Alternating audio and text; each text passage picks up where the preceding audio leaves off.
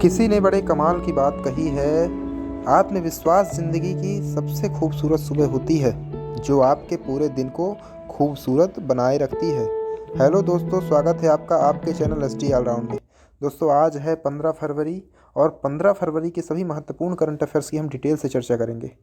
दोस्तों, आपको बता दें, आप अगर किसी भी कॉम्पिटिटिव एग्ज़ाम की प्रिपरेशन कर रहे हैं तो इसमें हम बहुत ही इंपॉर्टेंट और सिलेक्टेड क्वेश्चन लिए दोस्तों, जो कि आपके आने वाले सभी एग्ज़ामों के लिए बहुत ही ज़्यादा यूज़फुल होंगे। साथ ही साथ दोस्तों, हम आपको ये भी बता दें कि हमने वीडियो में जीके बूस्टर भेंट किया है। दोस्तों, जीके बूस्टर से क्या फ़ायदा होगा? जीके बूस्टर से फ़ायदा ये होगा दोस्तों कि आपका करंट अफेयर्स तो क्लियर हो रहा है, साथ ही साथ आपकी जीके का भी नॉलेज क्लियर होती चलेगी। और जीके में दोस्तों मैं डेली एक बहुत ही इंपॉर्टेंट टॉपिक लेके आता हूँ, जो कि आपके आने वाली सभी परीक्षाओं के लिए बहुत ही ज़्यादा यूज़फुल होता है। दोस्तों, एंड तक ज़रूर पूरा वीडियो देखिएगा। चलिए स्टार्ट करते हैं आज के करंट अफेयर्स के पहले प्रश्न से। पहला प्रश्न दोस्तों, हर साल विश्व रेडियो दिवस कब मनाया जाता है? दोस्तों, इसका आंसर क्या होगा? दोस्तों, हर साल विश्व रेडियो दिवस ऑप्शन नंबर बी 13 फरवरी को मनाया जाता है। ठीक है दोस्तों, आइए इसके इंपॉर्टेंट बिंदुओं की चर्चा करते हैं। दोस्तों, हर साल विश्व रेडियो दिवस 13 फरवरी को मनाया जाता है। 2022 में इसकी थीम क्या है दोस्तों? टू रेडियो टू ट्रस्ट, इसकी 2022 की थीम है। ठीक है दोस्तों, सबसे पहले रेडियो स्टेशन दोस्तों को बताएं आपको कि 1927 में मुंबई रेडियो स्टेशन था और लॉर्ड इरविन के समय, किसके समय था, कौन थे उस समय वायसराय? तो लॉर्ड इरविन थे। ठीक है ना। चलिए कुछ और इसके बिंदु की बात करते हैं दोस्तों। कुछ प्रमुख प्रश्न भी हैं इसमें। राष्ट्रीय महिला दिवस दोस्तों कब मनाया जाता है?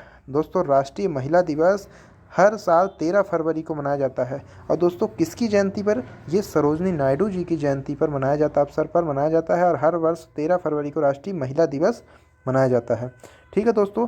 दोस्तों, सरोजनी नायडू ने कांग्रेस की अध्यक्षता किस अधिवेशन में की थी? ये क्वेश्चन बहुत इंपॉर्टेंट है दोस्तों। तो दोस्तों, सरोजनी नायडू जी, इन्होंने 1925 कानपुर अधिवेशन में इन्होंने अध्यक्षता की थी। ठीक है ना। तो इस पॉइंट को भी आप ज़रूर नोट करिएगा।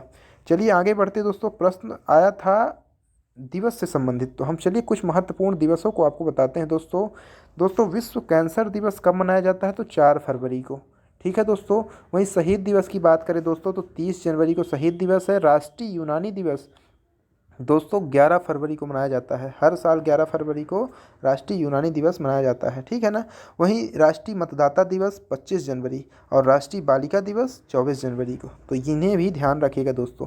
चलिए दोस्तों, अब बढ़ते हैं अपने दूसरे प्रश्न की ओर। और दूसरे प्रश्न से पहले दोस्तों, प्लीज़ आप हमारे वीडियो को लाइक, शेयर और सब्सक्राइब कर दीजिए। चैनल को सब्सक्राइब करिए, बेल आइकन प्रेस करिए, जिससे आने वाली सभी वीडियो का नोटिफिकेशन आपको मिल जाए। और कमेंट करके जरूर बताइए दोस्तों आपको वीडियो कैसा लगा। दोस्तों, दूसरा प्रश्न है कि भारतीय टेबल टेनिस महासंघ की नई अध्यक्ष कौन बनी है? दोस्तों, इसका आंसर हो जाएगा गीता मित्तल। कौन बनी है दोस्तों? Option number C, Geeta Mittal ji बनी है भारतीय टेबल टेनिस महासंघ की नई अध्यक्ष। आइए इसके बारे में जानते हैं दोस्तों। दोस्तों, गीता मित्तल जो हैं table tennis federation of India, भारतीय टेबल टेनिस महासंघ की नई अध्यक्ष बनी। और यह किसका स्थान लेंगी? तो ये दुष्यंत चौटाला का स्थान लेंगी। आइए दोस्तों, टेबल टेनिस फेडरेशन की बात आई है तो इसके बारे में जानते हैं। दोस्तों, टेबल टेनिस जो फेडरेशन ऑफ इंडिया है, इसकी स्थापना हुई थी 1926 में। कब हुई थी? 1926 में। मुख्यालय नई दिल्ली है। अध्यक्ष गीता मित्तल जी हैं। सचिव है अरुण कुमार बनर्जी। ओके फ्रेंड्स, अब बढ़ते हैं अपने अगले प्रश्न की ओर। और तीसरा प्रश्न दोस्तों, क्वाड जो क्वाड है दोस्तों, जो क्वाड्रिलेटरल सिक्योरिटी डायलॉग की जो मंत्री स्तरीय बैठक होती है, वो कहाँ पर हुई? तो इसका आंसर हो जाएगा दोस्तों, कहाँ पर हुई इसका? ऑस्ट्रेलिया। क्या होगा दोस्तों? ऑस्ट्रेलिया होगा। ठीक है ना। चलिए इसके बारे में सभी महत्वपूर्ण बिंदुओं की चर्चा करते हैं दोस्तों। क्वाड जो क्वाड्रिलेटरल सिक्योरिटी डायलॉग है दोस्तों, ये ग्रुप है, किसका ग्रुप है? तो इसमें कौन कौन देश शामिल है? तो अमेरिका है, भारत है, जापान है और ऑस्ट्रेलिया है। ठीक है ना। इस चीज़ को भी आप नोट किए रहिएगा।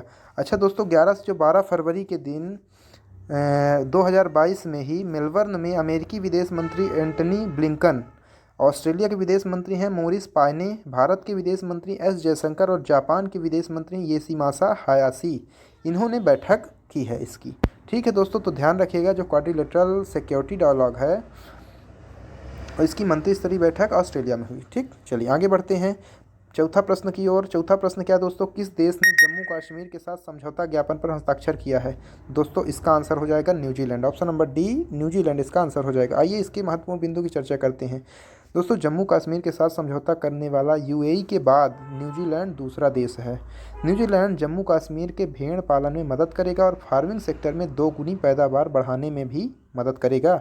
यह समझौता दोस्तों जम्मू कश्मीर के उपराज्यपाल हैं मनोज सिन्हा और न्यूजीलैंड के कार्यकारी निदेशक हैं मिसा मोनिक्स ओपी के बीच साइन किया गया है। ठीक है, चलिए बढ़ते हैं अगले प्रश्न की ओर। पांचवा प्रश्न है, किस स्पेस एजेंसी ने इनसैट 4B उपग्रह को निष्क्रिय कर दिया है? दोस्तों इसका आंसर होगा option number A ISRO. Bharat की स्पेस एजेंसी दोस्तों इसरो ने इसको निष्क्रिय कर दिया है। आइए जानते हैं इसके महत्वपूर्ण बिंदुओं को। इनसैट 4B एक भारतीय संचार उपग्रह जो भारतीय राष्ट्रीय उपग्रह प्रणाली का हिस्सा है और इसने निष्क्रिय कर दिया है। इनसैट 4B ने अपनी सेवा के अंत में पोस्ट मिशन डिस्पोजल किया, जिसके बाद 24 जनवरी को इसे बंद कर दिया गया है। इनसैट 4B जो है PMD से गुजरने वाला 21वां भारतीय भू उपग्रह है। दोस्तों बात आई है इसरो की, तो आइए इसरो के बारे में हम सभी महत्वपूर्ण जानकारी आपको बताते हैं। दोस्तों इसरो का जो एक भारत की स्पेस एजेंसी और इसका फुल फॉर्म है इसरो का इंडियन स्पेस रिसर्च ऑर्गेनाइजेशन। दोस्तों आपको एक बात और बता दें कि हमने संस्थाओं की एक प्रमुख सीरीज़ शुरू की है जिसमें हम प्रमुख संस्थाओं को स्पेस एजेंसी संबंधित हैं, जैसे हमने इसरो, DRDO, सतीश धवन अंतरिक्ष केंद्र और भी कुछ प्रमुख हमें अभी लगभग 3 वीडियो हमने बनाए हैं। प्ले लिस्ट में आप जाके देख सकते हैं और उसमें कंप्लीट जानकारी दी गई है। तो आइए इसरो के बारे में सभी महत्वपूर्ण बिंदुओं की चर्चा करते हैं। भारतीय अंतरिक्ष अनुसंधान संगठन स्थापना 15 अगस्त 1969 को हुई थी। मुख्यालय बेंगलुरु कर्नाटक में है और संस्थापक इसके कौन है? तो विक्रम साराभाई जी हैं। ठीक है ना, तो ये ध्यान रखिएगा। चलिए अब बढ़ते छठवें प्रश्न की ओर। एग्रीटेक स्टार्टअप कंपनी कृषि नेटवर्क के नए ब्रांड एम्बेसडर कौन बने हैं? तो इसका आंसर हो जाएगा दोस्तों option number C, Pankaj Tripathi. दोस्तों आइए इसके बारे में जानते हैं। दोस्तों एग्रीटेक जो स्टार्टअप ऐसी कंपनी को कहा जाता है जो फसल की पैदावार बढ़ाने, गुणवत्ता सुधारने और लागत को कम करने के लिए टेक्नोलॉजी का इस्तेमाल करती है। ठीक है ना।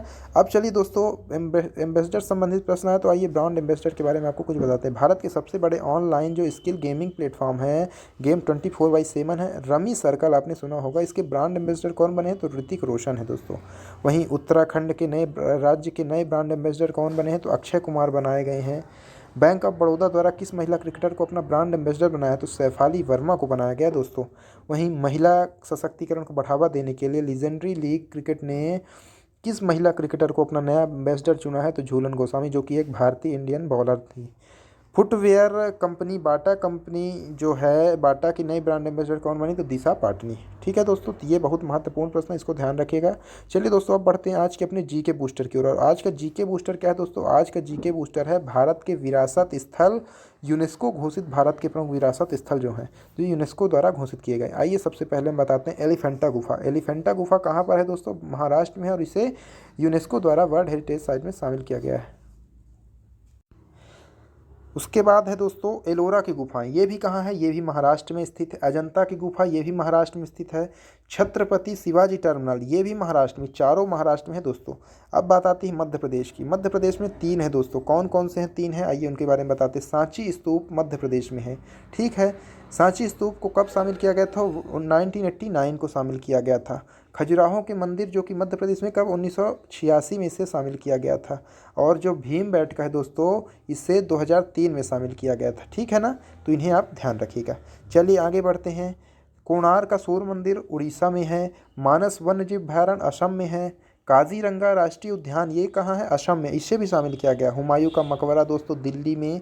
लाल किला कहाँ है? दिल्ली में, इसे भी शामिल किया गया वर्ल्ड हेरिटेज साइट में। कुतुब मीनार है दोस्तों दिल्ली में। महाबोधि मंदिर जो कि गया बिहार में है। मुगल सिटी फतेहपुर सीकरी उत्तर प्रदेश। और ताजमहल आगरा उत्तर प्रदेश को। और आगरा का किला जो उत्तर प्रदेश यूनेस्को की साइट में शामिल है। नंदा देवी जो कि राष्ट्रीय उद्यान है उत्तराखंड का, इसे भी शामिल है किया गया है। दार्जिलिंग हिमालयन रेलवे ये कहाँ पर है? पश्चिम बंगाल। सुंदरवन राष्ट्रीय उद्यान दोस्तों पश्चिम बंगाल में है। वहीं पुराने गोवा के चर्च हैं दोस्तों गोवा में। पुराने गोवा के चर्च गोवा में। केवला देव राष्ट्रीय उद्यान राजस्थान। पट्टदकल जो स्मारक है ये समूह कर्नाटक में है। विट्ठल स्वामी मंदिर कर्नाटक। हम्पी का कर्नाटक। बृहदेश्वर मंदिर तंजावुर तमिलनाडु और हम महाबलीपुरम तमिलनाडु में ही स्थित है। इन सभी को दोस्तों विश्व विरासत स्थल में शामिल किया गया है। अब दोस्तों हम कल के प्रश्नों का रिवीजन करेंगे। कल के प्रश्न का पहला प्रश्न है, हर साल यूनानी दिवस कब मनाया जाता है? तो दोस्तों हर साल 11 फरवरी को मनाया जाता है। ठीक है ना। और अफजल खान जो थे दोस्तों, इनका नाम ध्यान से क्लियर नहीं आ रहा है, ध्यान आ रहा है दोस्तों अच्छे से, लेकिन इन्हीं की याद में मनाया जाता है। इन्होंने यूनानी चिकित्सा को बढ़ावा दिया था, ठीक है ना।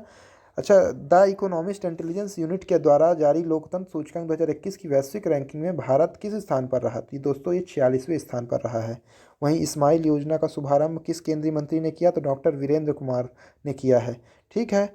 भारतीय रिजर्व बैंक आरबीआई की मौद्रिक नीति समिति ने रिपोर्ट लगातार 10वीं बार कितने प्रतिशत पर बरकरार रखी है? दोस्तों इस बार जो रेपो रेट हो तो 4% पर बरकरार है। कितनी है?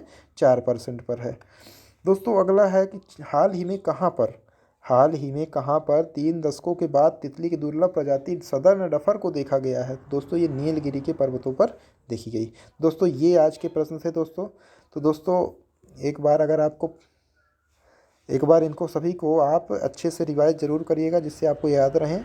और हाँ दोस्तों, अगर आपको वीडियो पसंद है तो प्लीज़ लाइक, शेयर और कमेंट जरूर करिए। साथ ही साथ हमारे चैनल को सब्सक्राइब कर लीजिए और बेल आइकन प्रेस कर लीजिए जिससे आने वाली सभी वीडियो का नोटिफिकेशन आपको मिल जाए। चलिए दोस्तों, अब मिलते हैं कल नए वीडियो के साथ और नए